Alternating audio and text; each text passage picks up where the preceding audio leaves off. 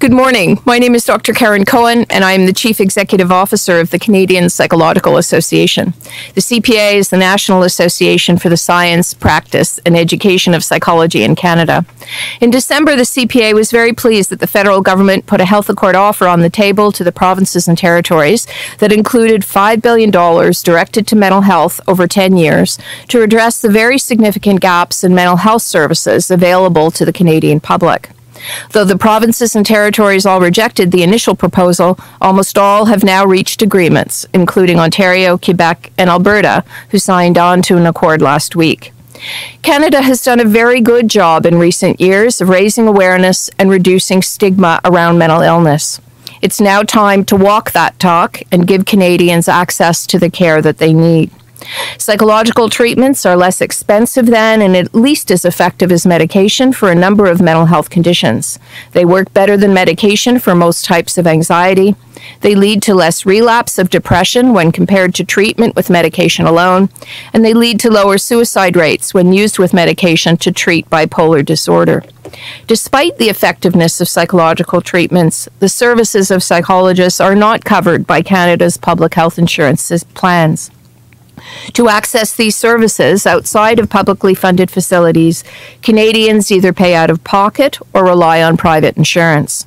Those who cannot afford to pay end up on long wait lists, get less than optimally effective care, or do not get care at all. In 2013, the CPA commissioned a report from a group of health economists that proposed several models of enhancing access to cost and clinically effective psychological services for Canadians.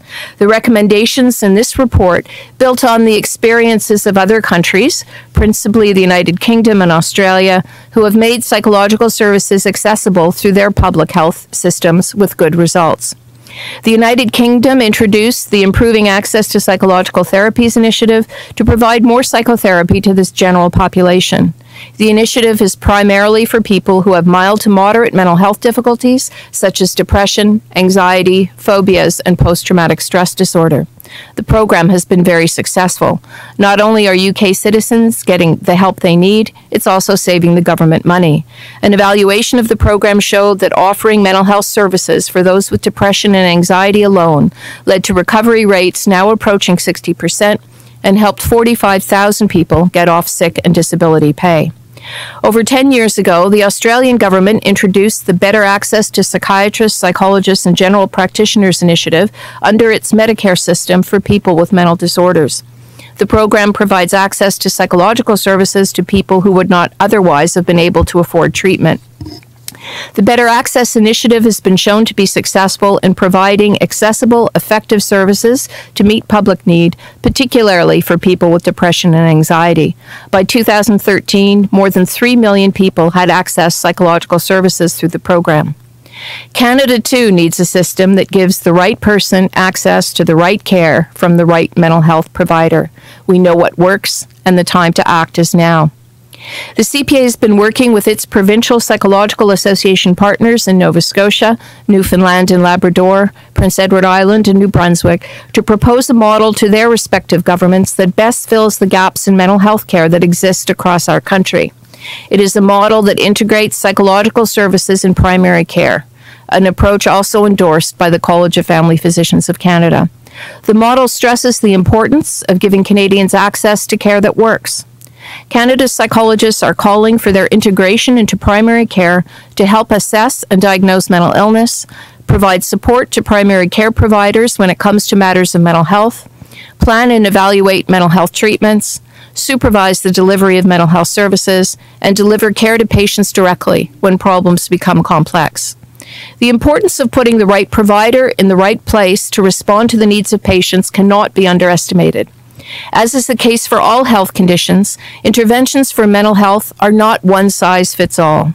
For example, a troubled youth may be struggling with a mood disorder, a head injury, substance abuse, or a first episode of psychosis.